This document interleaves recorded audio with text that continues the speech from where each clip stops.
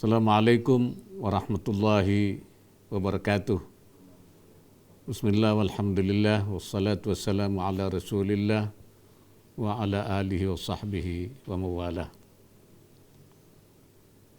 Peradaban merupakan bagian tidak terpisahkan dari umat manusia.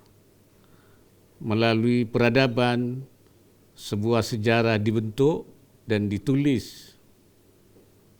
Silih berganti berbagai peradaban mewarnai lintasan sejarah. Tergantung para pemimpin yang berkuasa. Siapa yang kuat, dia akan dapat menguasai peradaban dan menulis sejarah. Pergulatan saling berebut pengaruh antar satu peradaban akan selalu terjadi sepanjang zaman.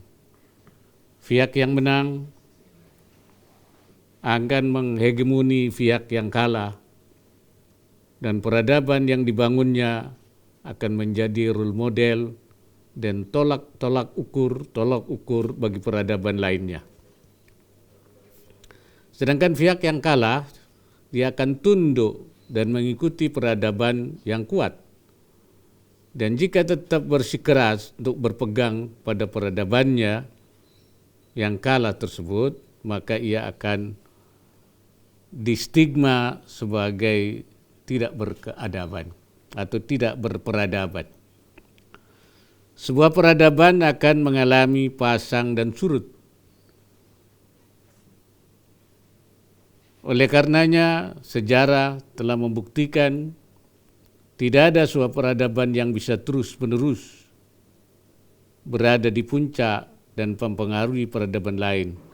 Dan itu merupakan sunnatullah, ketetapan Allah Subhanahu wa Ta'ala yang akan mempergilirkan peradaban tertentu untuk berada di puncak, dan semua itu terjadi supaya menjadi pelajaran atau ibrah bagi umat manusia sesuai dengan firman Allah, wa tilkal ayyamu nudawiluha bainan nas, dan masa kejayaan dan kehancuran itu kami pergilirkan di antara manusia agar mereka mendapatkan pelajaran. Menurut saya, peradaban umat manusia bersumber dari cara berfikirnya, dari manhaj fikirnya, manhajul fikri. Ia menjadi dasar terbentuknya pandangan dunia, world view, yang kemudian membentuk ideologi yang akan melandasi lahirnya sebuah peradaban. Oleh karena itu, jika ingin membangun peradaban Islam, terutama setelah pandemi COVID-19, menurut saya, langkah pertama dan utama yang perlu dilakukan adalah mengkonstruksi ulang cara berpikir yang benar sesuai yang diajarkan Rasulullah kepada para sahabatnya, yang kemudian dirumuskan oleh para ulama di era tabi'in dan tabi'at tabi'in. Sejarah telah mencatat bahwa penerapan cara berpikir sebagaimana diajarkan oleh Rasulullah sallallahu alaihi wasallam itu telah terbukti melahirkan sebuah peradaban Islam yang menjadi peradaban dunia saat itu. Di saat peradaban Islam menjadi supremasi peradaban dunia, lahir berbagai ilmu pengetahuan yang menjadi dasar peradaban modern saat ini. Seperti ilmu kedokteran, fisika, aljabar, astronomi, dan lain sebagainya. Namun akhirnya sunnatullah berlaku, peradaban Islam menurun, dan kemudian peradaban Barat menggantikan sampai dengan saat ini. Muncul pertanyaan, cara berfikir atau manhaj fikir seperti apa yang bisa menjadi sumber terbentuknya peradaban Islam sebagaimana yang terjadi di era keemasan Islam itu? Jawabnya adalah cara berpikir wasati, cara berpikir yang moderat, dinamis, dan tetap dalam koridor manhaj dan tidak berpikir ekstrim. Sebenarnya hal itu sudah dicantumkan dalam setiap muslim, setiap salat, yaitu ketika mereka membaca Fatihah dengan ucapan ihdinas siratal mustaqim, tunjukkanlah kami jalan yang lurus. Artinya tunjukkanlah itu bisa berarti supaya kita ditetapkan tidak bergeser di jalan yang lurus. Nah, jalan yang dimaksud jalan lurus itulah jalan yang al-wasati, jalan tengah, bukan jalan yang melenceng ke kanan ataupun ke kiri. As-siratal ifrati atau as-siratat tafriti. Jalan yang melenceng ke kanan itu merupakan ungkapan dari cara berpikir yang berlebihan dalam beragama. Al-fitrah, al-ifrat fid din. Itulah disebut as-sirat al-ifrati. Yani ifrat, berlebihan fid din, di dalam memahami agama. Ciri-ciri cara berpikir ifrati ini atau as-sirat al-ifrati itu ialah semangat keagamaan yang berlebihan tanpa dibarengi ilmu, terutama ilmu tentang metode pemahaman nas, manhaj fi fahmin nusus, sebagaimana diajarkan Rasulullah, sehingga terkungkung dengan pemahaman-pemahaman tekstual, terutama dalam memahami nas. Cara berpikir tekstualis ditengarai dari pemahamannya terhadap nas-nas yang harfiah, yaitu lebih menekankan pemahaman nas secara zahir, atau disebut juga mantuqun nas secara lahiriahnya, dan mengabaikan pemahaman nas secara lebih substansial atau secara lebih kontekstual, secara mafhumun nas, secara a priori. Cara berpikir tekstual juga cenderung menolak penafsiran bentakwilan nas yang berbeda dari pengertian zahirnya, dari pengertian mantuknya.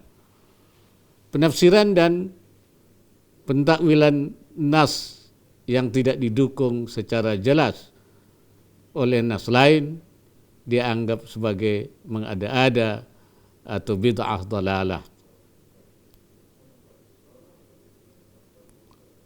Padahal tidak semua nas dapat difahami dengan cara berpikir seperti itu. Sebenarnya para ulama tafsir mengatakan tidak berarti memberikan penafsiran menurut pandangan pendapat, ra'yu, itu dilarang. Yang dilarang itu yang semata-mata pendapat yang bertentangan, yang mujarradur ra'yi.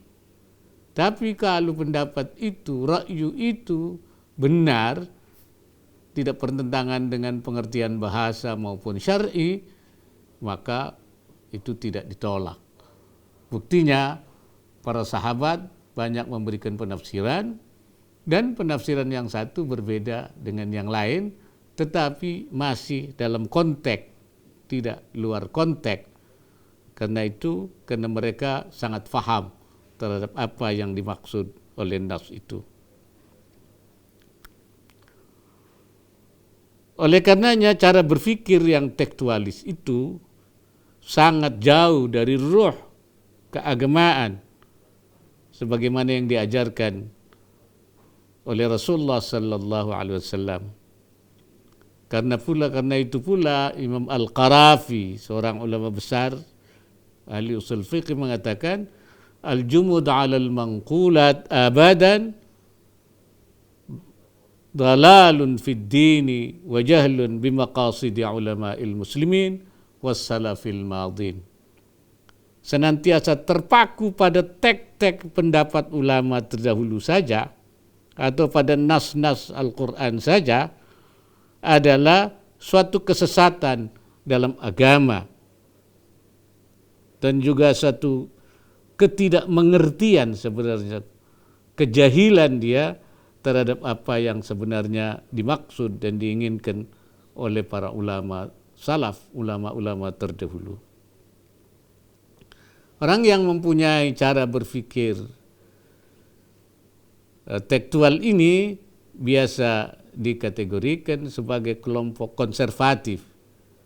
Biasanya kelompok ini secara a priori menolak perkembangan ilmu pengetahuan, tidak sesuai dengan bunyi teks menurut fahamnya atau suatu nas, padahal kesalahan utamanya adalah berada pada cara berpikir mereka yang sangat tekstualis di dalam memahami nas tersebut, dan hal ini tidak sesuai dengan sabda Nabi Muhammad sallallahu alaihi wasallam yang menyatakan al-hikmatu dhalatul mu'min fa haitsu wajadaha fahuwa ahaqqu biha. Hikmah itu atau ilmu itu merupakan suatu yang hilang milik orang mukmin. Karenanya dimanapun ia menemukan ilmu itu, maka ia lebih berhak untuk dapat menggunakannya, untuk dapat mengambilnya. Cara berpikir tekstualis akan membentuk cara pandang yang sempit, termasuk di dalam memahami persoalan keseharian yang muncul, perspektif yang mengemuka, dan adalah merupakan sikap kecurigaan yang berlebihan terhadap kelompok-kelompok yang dianggapnya sebagai kelompok non-muslim, yang dianggapnya sebagai musuh. Bahkan teori konspirasi menjadi angle utama mereka dalam melihat satu persoalan yang muncul, seperti cara memandang pandemik COVID-19 yang terjadi saat ini. Mereka akan cenderung mengatakan bahwa ini merupakan konspirasi untuk melemahkan umat Islam. Buktinya secara sistematis umat Islam dijauhkan dari masjid. Mereka meyakini bahwa cara yang terbaik melawan COVID-19 adalah berbondong-bondong ke masjid. Padahal di masjid sangat berpotensi untuk tertular. Tapi mereka mengatakan masalah potensi tertular semuanya dipasrahkan kepada Allah Subhanahu wa taala saja. Masalah hidup dan mati semuanya merupakan takdir Allah. Mereka mengira sikap seperti itu merupakan bentuk tawakal kepada Allah. Pada tawakal yang benar bukanlah seperti itu, tapi tetap harus mengambil ikhtiar secara optimal, atau kalau ulama mengatakan ikhtiaran zahiran, ittiraran batinan. Secara lahir berikhtiar, secara batin kita pasrah kepada Allah. Cara berpikir konservatif seperti itu menghambat dan kontraproduktif terhadap upaya membangun kembali peradaban Islam. Hal itulah yang menjadi salah satu penyebab mengapa negara-negara berpenduduk mayoritas Muslim masih tergolong under development country dan mengalami ketertinggalan dalam ekonomi, pendidikan, dan lain-lain. Cara berpikir seperti ini memang sudah mulai berkembang pada akhir-akhir ini ketika isu kemurnian Islam harus dibangun dengan kemudian kita mengalami kemunduran berpikir dan mengarah kepada berpikir yang sangat tekstualis. Selain itu ada pula pemikiran yang melenceng ke kiri atau as-siratut tafriti, al-fikrut tafriti, yaitu jalan ke kiri, melenceng ke kiri, yaitu pemikiran yang lebih cenderung materialistis sekuler dan mengabaikan prinsip-prinsip keagamaan, ruhud diniyah. Ciri-cirinya antara lain keyakinan bahwa nas merupakan teks terbuka yang bisa didekati dengan cara dan metode apapun, tidak harus dengan cara metode tertentu, dengan manhaj yang diajarkan untuk memahami nas, manhaj fi fahmin nusus, sebagaimana yang telah diformulasikan oleh para ulama. Pemahaman terhadap nas harus diselaraskan dengan kemaslahatan umum, sehingga apabila nas Al-Quran maupun hadis tidak sesuai dengan maslahah, maka pemahaman terhadap nas harus diubah, disesuaikan dengan kepentingan kemaslahatan itu. Idza ta'arada an-nas wal maslahah qaddima al-maslahah. Kata mereka, apabila nas dan kemaslahatan bertentangan, itu kemudian yang harus didahulukan adalah kemaslahatan. Padahal seharusnya tidak demikian. Apabila ada nas bertentangan dengan kemaslahatan, maka yang harus didahulukan adalah nas. Idza ta'arada an-nas wal maslahah qaddima an-nas. Lalu maslahah dan nas bertentangan, nas yang harus dikedepankan, didahulukan, karena nas itu adalah maslahah. Apabila ada maslahah yang bertentangan dengan nas, itu bukan maslahah yang hakikiyah namanya, yang sesungguhnya, melainkan adalah maslahah al-mauhumah. Itu masalah yang diduga, yang masih perkiraan-perkiraan saja. Dengan begitu cara berpikir tafriti ini juga tidak kompatibel dengan upaya membangun kembali peradaban Islam, karena hal itu disebabkan hilangnya ruh dini, motivasi agama dalam memandang dan menyikapi setiap persoalan yang muncul dalam kehidupan keseharian. Oleh karena itu, upaya untuk membangun kembali peradaban Islam adalah yaitu dengan mengembalikan cara berpikir wasati, al-manhajul fikril wasati, atau ala siratil wasati, yaitu jalan yang lurus, yang moderat, itu yang insyaallah yang dimaksud dengan as-siratal mustaqim, dan tidak ekstrim. Cara berpikir wasati inilah yang merupakan jalan lurus, siratal mustaqim, yang kita minta dalam setiap salat, bukan jalan yang melenceng ke kanan, as-siratal ifrati, ataupun jalan yang melenceng ke kiri, as-siratul tafriti. Ciri-ciri cara berpikir wasati antara lain senantiasa menjaga dan mengamalkan manhaj yang telah dirumuskan ulama terdahulu yang masih relevan, dan mengakomodasikan manhaj baru yang lebih baik, serta senantiasa melakukan perbaikan dan inovasi secara terus-menerus sehingga tercipta kondisi yang lebih baik dari waktu ke waktu, atau dengan memegang prinsip al-muhafadzah alal qadimis salih, menjaga tradisi lama yang baik, wal akhdhu bil jadidil aslah, mengambil yang baru yang lebih baik, melakukan transformasi dan al-islah ila ma huwal aslah, tsummal aslah wal aslah, melakukan perbaikan ke arah yang lebih baik secara berkelanjutan, secara sustainable, karena sesuatu yang lebih baik itu sifatnya tidak statis tapi terus dinamis.